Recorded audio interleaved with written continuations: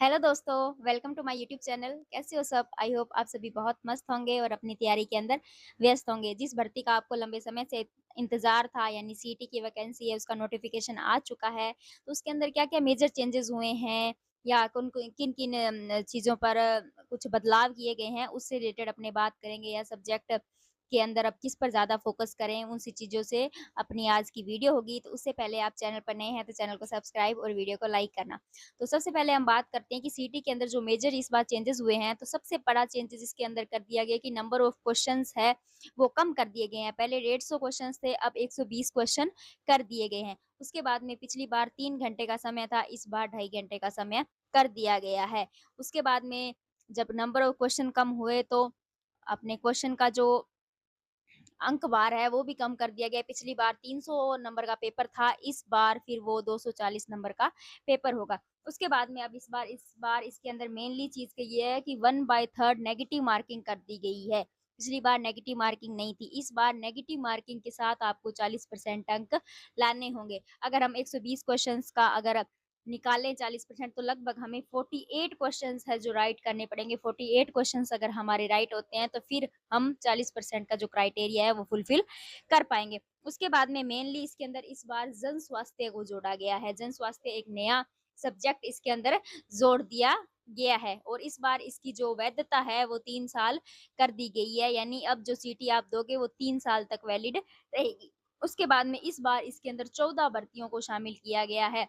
सीटी के 12th level के अंतर्गत अब आप 14 भर्तियों को दोगे। तो हम इसके बाद बात करेंगे कि इसके अंदर जितने भी आपको सब्जेक्ट या सिलेबस दिया गया है, इसके अंदर यह डिसाइड नहीं है कि किस सब्जेक्ट से कितने क्वेश्चन्स आएँगे। तो इसकी वजह से थोड़ा तैयारी करना हार्ड हो जाता है, क्योंकि जैसे कि कोई विद्यार्थी अगर पुलिस की तैयारी कर रहा है, तो वो इंग्लिश और हिंदी क्यों पढ़ेगा?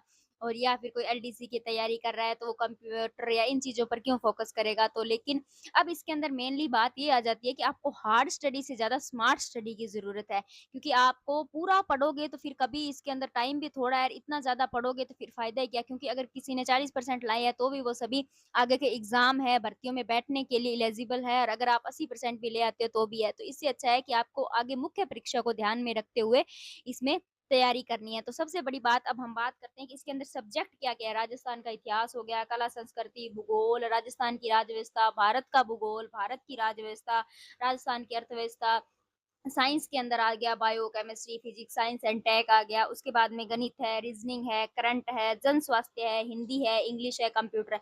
इस तरह करते-करते 15 सब्जेक्ट आपके इसके अंदर है, छोटे-मोटे 15 सब्जेक्ट को शामिल किया गया है और क्वेश्चन कितने आएँगे? 120।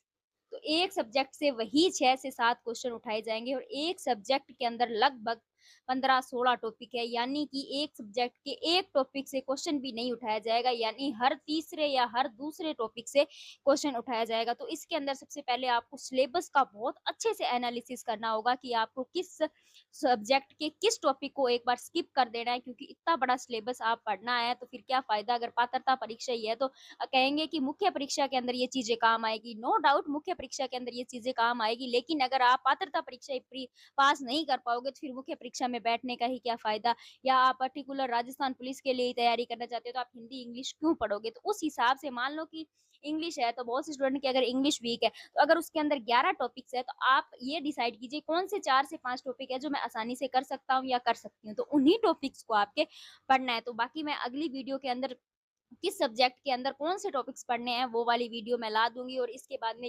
यूट्यूब से आप तैयारी कैसे करें या फ्री कंटेंट कहाँ से पढ़ें, कौन-सी बुक्स करें, ये भी वीडियो आपकी आ जाएगी। तो लगभग आपने सिलेबस तो देख ही लिया होगा, तो अब आप एक सही से बैठकर एक दिन सही रणनीति बनाइए, उस हिसाब से आगे आप तैयारी कीजिए। अब पीवा जैसे कि राजस्थान जीके है, तो इसके अंदर आप ज़्यादा लोड ना लेते हुए पिछले पीवाईक्यू देख लीजिए या स्मॉल बुक्स को ही पढ़ लीजिए, क्योंकि क्वेश्चंस ईज़ी क्वेश्चन आएगा तो सभी सॉल्व कर लेंगे। अगर बहुत ही हार्ड क्वेश्चंस आ गया तो उसके पीछे आप दूसरे सब्जेक्ट पर थोड़ा ध्यान दे लीजिए, क्योंकि अथाह पढ़ने से बेहतर है एक बार आप थोड़ा सीटी पर ही फ़ोकस कीजिए, क्योंकि पेपर का लेवल भी थोड़ा बढ़ रहा है। तो एक बार इम्पोर्टेंस टॉपिक्स की आप लिस्ट बना लीजिए, क्योंकि सीटी निकालना आपके लिए बहुत ज़रूरी है, क्योंकि आगे की भर्तियों में बैठने के लिए सीटी अनिवार्य है।